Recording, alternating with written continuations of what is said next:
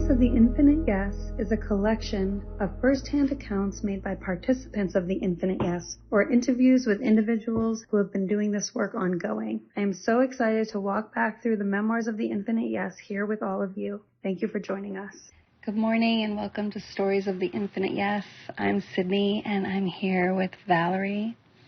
She is a beautiful young woman who has an amazing story to tell. It's amazing that you were able to be gifted your first journey with us, and you came with your godmother who planned a private journey for you with your beautiful partner at the time. Do you want to share a little bit about that? Yeah. So, this was almost 4 years ago now, which is really crazy to think about. But in 2019, a few weeks after I turned 20 years old, I was diagnosed with a pretty rare and aggressive form of cancer. And, I did the things that I was told to do and just followed along with the medical path that they gave me. And in 2019, I think I had like 5 surgeries, I did like 600 hours of chemo, and by the time October came around, I was just a shell of a human. I didn't have any hair, I was skinny as can be, I was just a very empty vessel, it felt like. So I had that breakdown and I asked my godmom, I need help, and I need deep help in this way that you've shared. And so we reached out to you and scheduled that private, which it was funny. I don't know if you knew this, but it landed on the anniversary of my father's, or 4-year anniversary of his death was the day that we did the ceremony. Because I did lose my father by suicide, like I said, 4 years before that. Or it was 5 years, actually.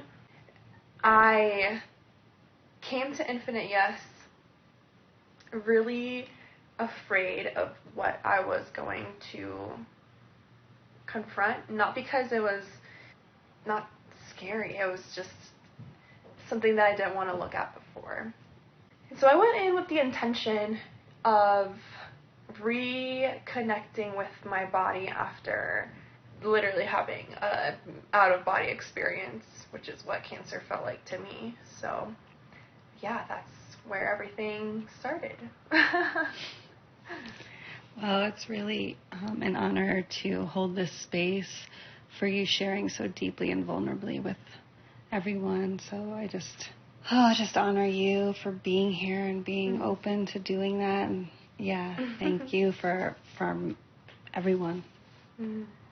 Yeah, at this point in my life, I hadn't ever sat in ceremony before.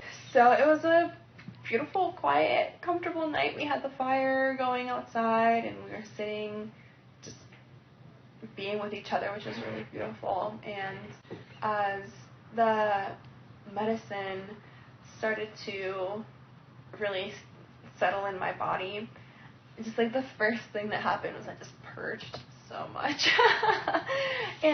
But it was so amazing, because every time that I let something go, I just felt so much lighter inside, and I was buzzing with so much energy. After that, Sid called me up into her room, and I lay down, and Sid just laid her hands over my heart, not even touching my chest, just hovering them over my heart. And the energy that I felt moving in that area was it shocked me. And I remember, I was wait, what's going on? And at the time, chemotherapy and the treatment had really disrupted and changed and really just stopped my body from being what it was. Part of it was I had lost my menstruation. So as a 20-year-old, not only am I going through cancer, I'm also menopausal and having hot flashes and all the things that come along with that. So when the energy moved into my sacral root, that rope just got bigger, and we pulled on it even more, and it was just like laying on the floor in a pile at the end. Just like an energetic pile of all the shit that throughout my life as a girl who had to grow up just too fast, had compiled and passed down into my body. And at this time, so I had gone through 2 chest surgeries, and my chest had been numb up until that point. I couldn't feel anything. And I touched my chest, and I could feel it. And I asked Sydney to touch it, and she touched it, and I could feel it. And it was the most crazy thing. I was like, no way. But my nerves were alive.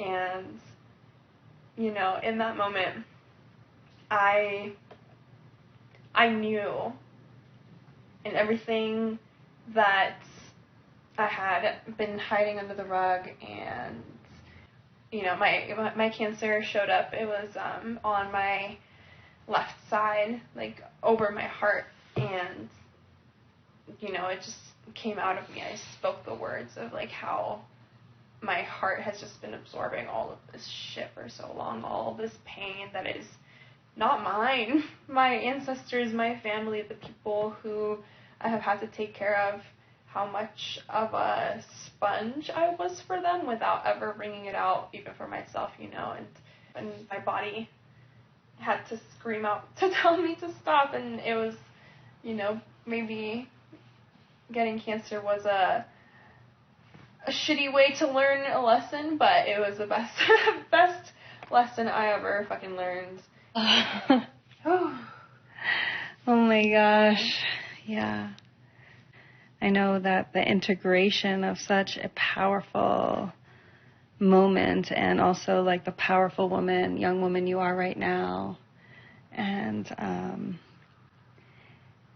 how I want our audience to hear how you integrated that and what's happened since. Yeah, I think the most powerful and like concrete piece, which was just insane.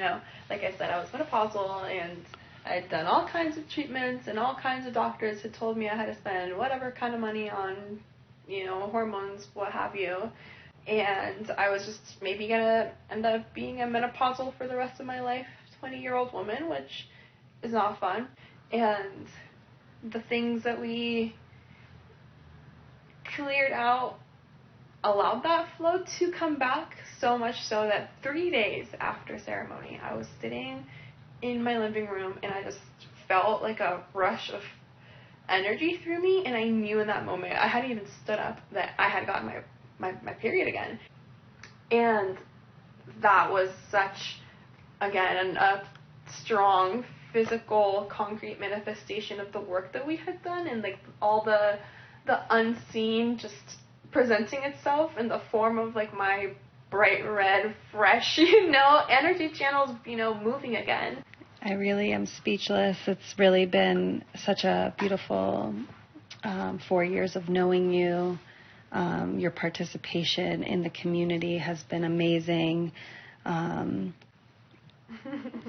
Thank you so much for sharing your story with everyone today, and thank you for the opportunity to witness you in your magnificence. Thank you, Sid, for giving me the space and allowing me to learn, and for holding me for who I am, and allowing me to be that, and for being you. Aho. Aho.